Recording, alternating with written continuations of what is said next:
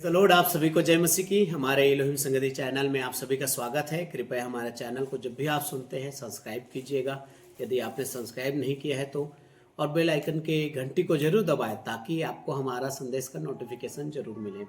मैं एक छोटा संदेश आपके बीच में रखने जा रहा हूँ। हम जानते हैं कि प्रभु यीशु मसीह ने एक बहुत ही प्रभावशाली प्रार्थना की, और वो प्रार्थना है गतसमनी की प्रार्थना, जिसे महायाजकीय प्रार्थना भी कहा जाता है। ये जैतून पहाड़ में प्रभु यीशु मसीह क्रूस पर पकड़वाए जाने से पहले एक प्रार्थना करते हैं, और बहुत ही लंबी प्रार्थना करते हैं। हम 17 अध्याय यूहन्ना रचित सुसमाचार में यीशु की महायाजकीय प्रार्थना करके हम इस विषय को जानते हैं। इस विषय में, इस प्रार्थना में हम 3 चीज को प्राप्त करते हैं।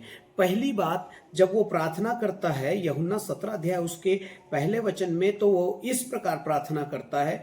वो अपनी आंखें स्वर्ग की ओर उठाता है और आकाश की ओर उठाकर वो जो है इस प्रकार कहता है, हे पिता। यीशु मसीह की प्रार्थना जो है हे पिता से आरंभ होती है। तो इस बात से हमें ये स्पष्ट पता चलता है कि जब आप और मैं प्रार्थना करें तो हमें ये मालूम होना चाहिए कि हमारा परमेश्वर हमारा पिता है। यीशु मसीह जन्म से ही इस बात को जानता था। जब वो अपने माँ बाप के साथ मंदिर में गया था तो हम जानते हैं कि वो वहां पर जो है परमेश्वर के विषय में इस प्रकार कहता है अपने माँ बाप से, क्या तुम्हें मालूम नहीं कि मुझे अपने पिता के घर में रहना है। यीशु मसीह वो पहला इंसान था यहूदियों में जिसने परमेश्वर को अपना पिता कहा है। प्रिय प्रभु के लोगों, मैं आपको बताना चाहता हूं, बचपन से ही उसका रिश्ता अपने परमेश्वर से पिता के समान था। प्रिय प्रभु के लोगों, हमारा परमेश्वर से हमारा रिश्ता पिता के समान है, इसे हमें मालूम होना चाहिए। दूसरी बात, हम जब लूका रचित सुसमाचार में इस प्रार्थना के विषय में पढ़ते हैं तो 22 अध्याय और उसके 41 और 42 पद में जब हम पढ़ते हैं, और 43 और 44 में, तो हमें एक बात पता चलता है। उसके 44 पद में अत्यंत संकट में व्याकुल होकर हार्दिक वेदना से प्रार्थना करने लगा।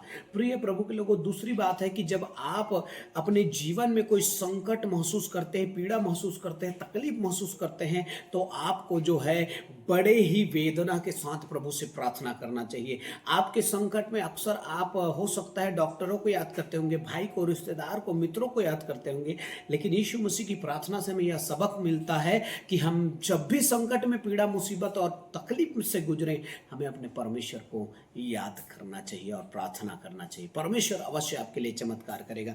तीसरी बात, वो इस प्रकार प्रार्थना करता है और वो कहता है कि हे परमेश्वर, मेरी नहीं परंतु तेरी इच्छा पूरी हो।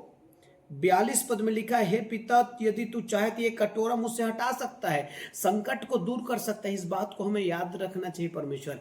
लेकिन उस प्रार्थना में हमें परमेश्वर की इच्छा, तीसरी बात, हमें परमेश्वर की इच्छा को भी ढूंढना बहुत जरूरी है। प्रिय प्रभु के लोगों, हमें परमेश्वर की इच्छा को जानना बहुत ही जरूरी है।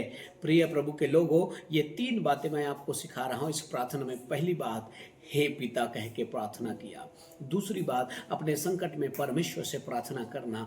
और तीसरी बात, उस प्रार्थना में परमेश्वर की इच्छा को ढूंढना। परमेश्वर आपको बहुत ऐसा आशीष दे। God bless you. जय मसीह की।